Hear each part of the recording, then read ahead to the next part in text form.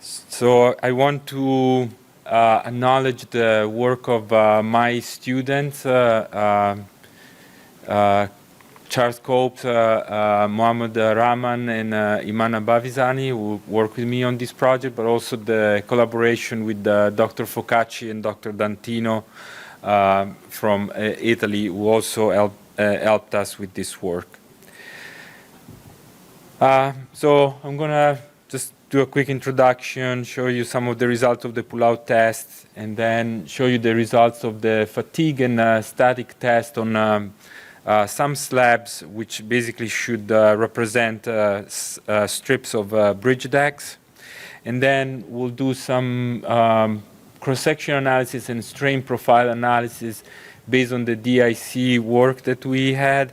And we're going to talk about the crack opening, which is something that the GFRP bar community is talking quite a bit, and some conclusion. So to be brief, so for the sake of space, I think the issues are well known.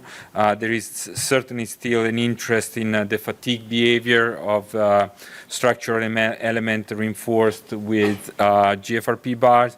There is also, for sure, still interest in understanding if the current prediction of the crack openings for structure within GFRP bars as internal reinforcement, if it's working, if it needs to be improved in terms of the K sub B factor. And also in terms of fatigue, even if fatigue might not be a problem, is it possible that the steel might induce more deflection of the beam after the cycles? So we were trying to answer this question. We started with some pull-out tests. So these are pull-out tests done on the bars that we also use for the slabs. These are Owens Corning bar.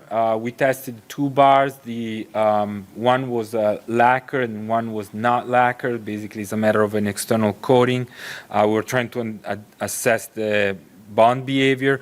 We did test with different bonded length up to 20D. At 20D, the bar failed in tension. I have here the properties, which are the manufacturer properties.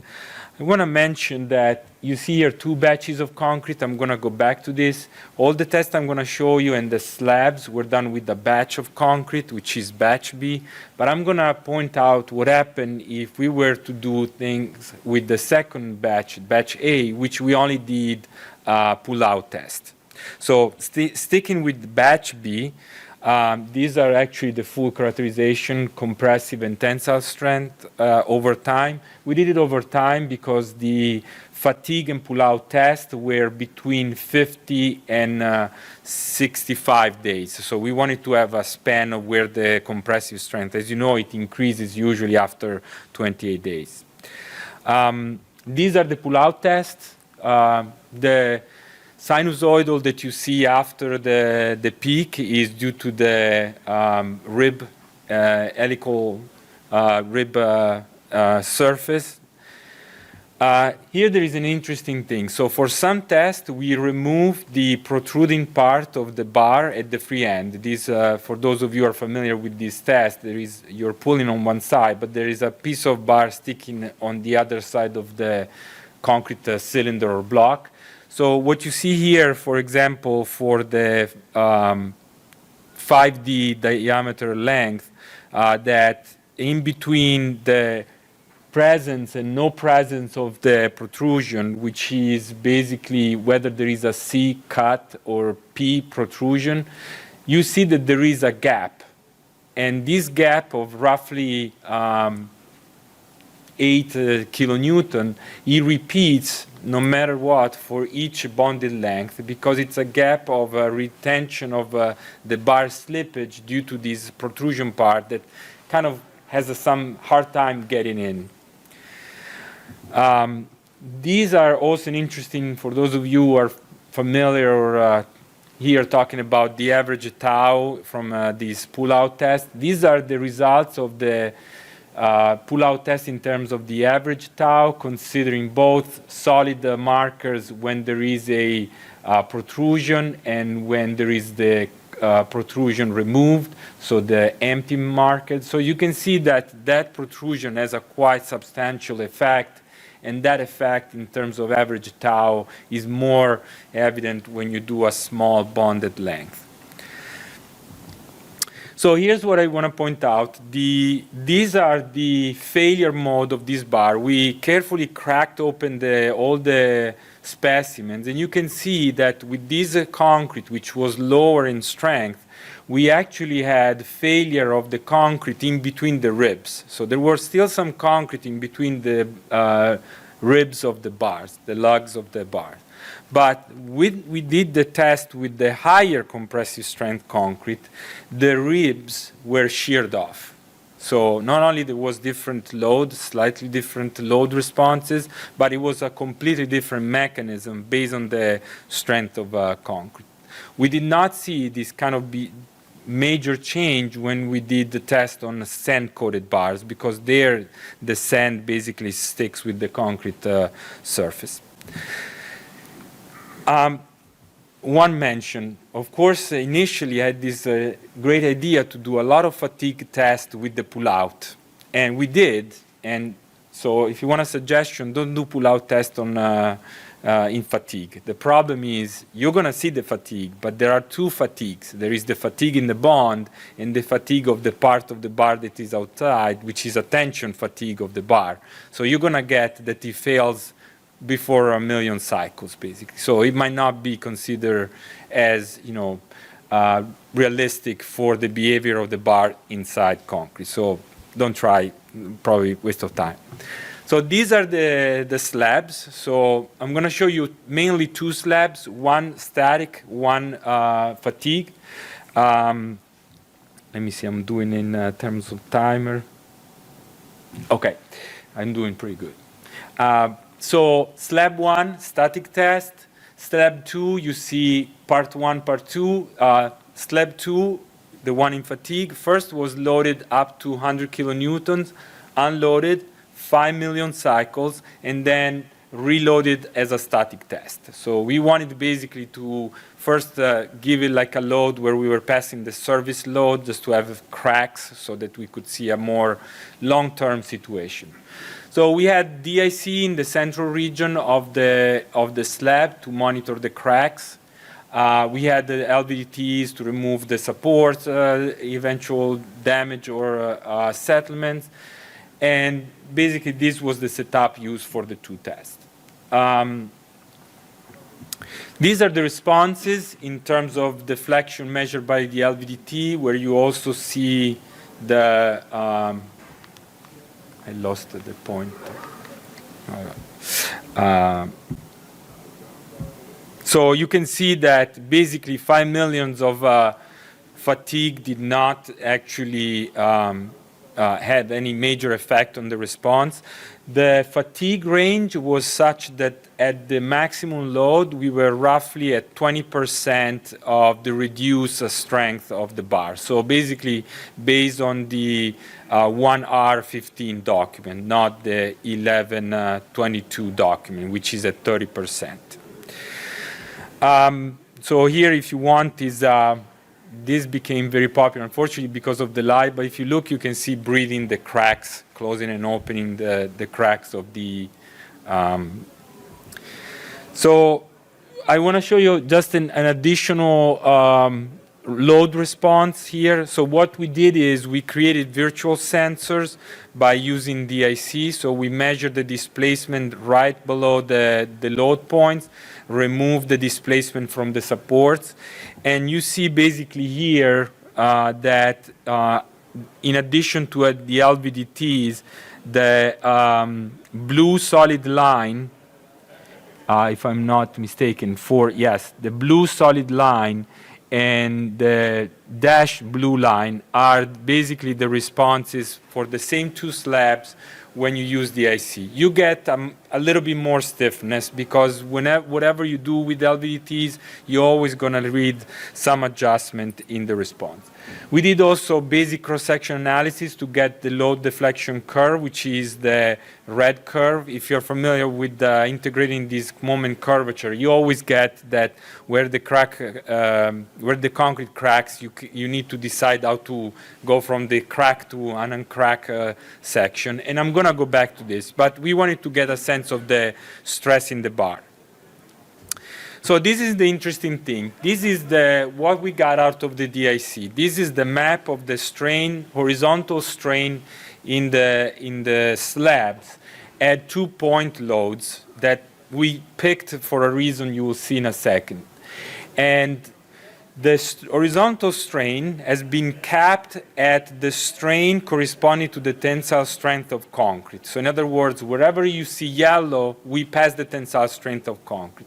So when you think about what happens where you have a crack, there is always a sort of a bulb around that crack where there is damage in concrete. It's not that concrete is damaged at one cross section. Those who do fracture mechanics are very well with this. Then we did this. We took 5 cross-section, basically 1 center where a crack was, and then 2 a little bit farther away, and 2 farther more away from the crack. And we did the strain profile. And you can see that there is the tension stiffening, but also, and that's the red basically cross-sections where the strain is almost 0. So basically, the concrete is back into picking up some strain. But you can also see that in that yellow zone where concrete is damaged, the bar pulls back the concrete. You can clearly see these 2 marked lines here are where the bar is.